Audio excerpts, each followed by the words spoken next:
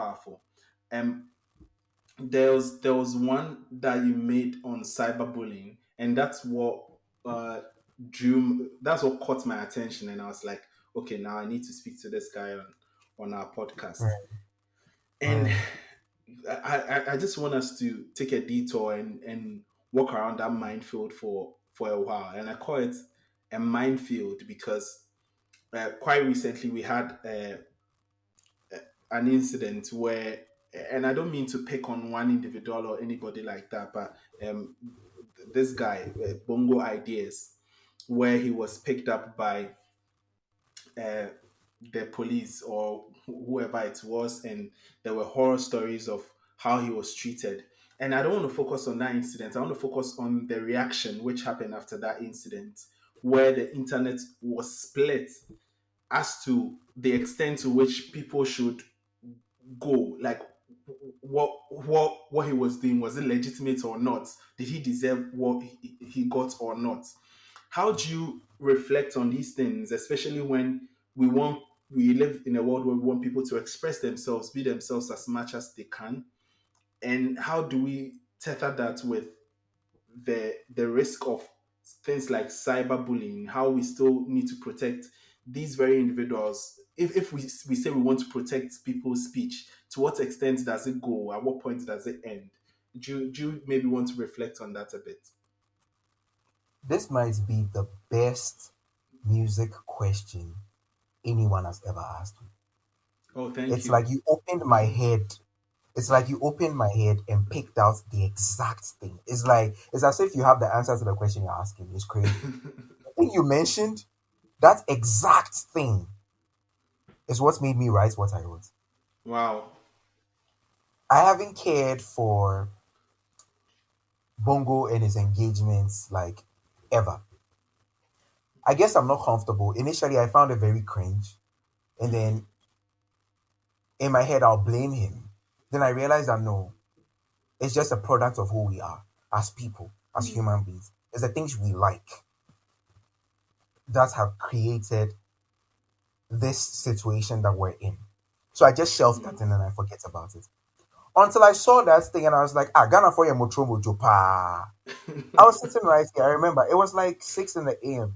My sorry, I'm a collab. And then I open my phone and the first thing I see is someone's tweets going viral because he is saying, why would the politicians then? I was like, oh, okay. Two of your enemies have met and you are defending the one that I guess you are more comfortable with because Yeah. politician, they're demon, right? And Yeah. you throw him somewhere else. And that is what I was seeing. And then the internet splits, like you said.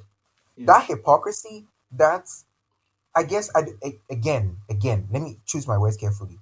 That hypocrisy versus humanity is what made me write what I wrote. Because I found myself in Mhm. that space too. Like for the longest time I've been thinking, yeah, this guy he has this coming for him. And now he finally has it. Why do I feel like if this really happened on my yard here? Like, Mm. why am I thinking this way? Am I a hypocrite? What's wrong with me? Mm. So the whole thing you watched was me explaining why I think we're there. So if you listen to the song from the scheme from Atomic Habits when we're fixing to blow, he need Mm. attention, he's aggressive, so you do him the yawa, you utter poetic justice with the tongue of a dagger, you cut a regular Joe, you made him lyrical, and now he's about to eat. This is the creation of a beast. That is an explanation of all that. All my problems start from Baba, Mr. Baba, Nana Anamoah. Okay, no, well, before him, from Ghanaians. The boy Yeah. wanted to be a blogger. If you go to his earliest tweets, he was blogging, he was talking about things in general, music, general opinions. He wasn't Mm. saying anything overtly outlandish. Two retweets, one like, no comments, like that, no engagement. So he switched it up. He'll deny it today, but like that's what it is because people Yeah. learn, and that's his behavioral science. Behavior. The definition of a reward, according to behavioral science, is that it is anything that reinforces the likelihood of an action happening again. That is why we use rewards to teach children, right? Mm. So he sees that negativity is rewarded. He taps into the bag and he begins to Mm. tweet about Lydia Forsen this. this one Yeah. that, this one that, and it gets traction. Like small, small, it was building. And no crown, it wasn't really going like that until this guy said he wants to be a journalist. Like join your show. Maybe he was already a journalist. I don't know. And then you did him dirty. And I understand because he did you dirty. He said things that even I would have been upset about. But at that place, you had one job. Your job was to be a judge. It wasn't time, it wasn't the place for you to pull personal vendetta. It was out of pocket, it was out of place. It was not the right place and time for that. At least on camera. Yeah, me, I'm very like, what do you call it? I can be aggressive sometimes. Yeah, me, I probably will give you like I'll strong arm you, but after the show, I'll put you in your right place and tell you what's your now, yeah, guy, now you two know, say what fair. But you Mm. decided to make his audition be about that, and that blew up, and that's one sympathy. It doesn't matter what she says about it, whether they resolve their issues or not. I don't care. But that is what I see. That is what I perceive as happening, right? And then Ghanaians are like, ah, no, it wasn't in your place. So somebody, or like I guess people begin to support this person because if you want to help him, then we will help him. And they gave him all the logistics that he needs, and he's hardworking as well. He's very hardworking. I appreciate his ethic. He stuck to it. He took what resources were available to him, and he milked the hell out of it. And that is why now he's celebrated and he's making money from endorsements and whatever. You can say whatever you want to say about him. He's still making more money than you, sitting at home, tweeting with your bundle and not getting any engagement. He hacked the system and we fed him the tools. You know what's crazy? We are still feeding him the tools because we are still engaging. If you come and stand under his comment, his message, and you insult him, have you not engaged? You've engaged. Here's the craziest part of all of it. You and I are sitting here this minute talking about him. That's how relevant he is. This is a mind fuck. If you ask me, it is because the way in which you describe it, I think I begin to notice a pattern.